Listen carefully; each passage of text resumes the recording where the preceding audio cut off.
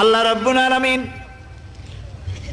কোরআনে কারীমের ভিতরে নবীজির নাম একটি বারের জন্য নাম ধরে তাকে ডাকেন নাই, বরং তিনি বলেছেন তোমরা পরস্পর পরস্পরকে যেভাবে নাম ধরে ডাকাডাকি করো আমার নবীকে সেভাবে নাম ধরে ডাকবে না। আল্লাহ নিষেধ করেছেন আমার নবীর নাম ধরে ডাকবে না। সুবহানাল্লাহি ওয়া বিহামদিহি। এই পৃথিবীতে যত নবী আসছেন সমস্ত নবীরা হলেন এলাকা ভিত্তিক নবী, অঞ্চল ভিত্তিক নবী।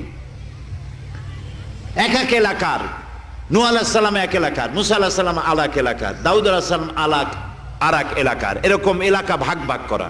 কিন্তু মুহাম্মদ সাল্লাল্লাহু আলাইহি ওয়াসাল্লামকে আল্লাহ রাব্বুল আলামিন কোন এলাকার জন্য নবী বানান নাই।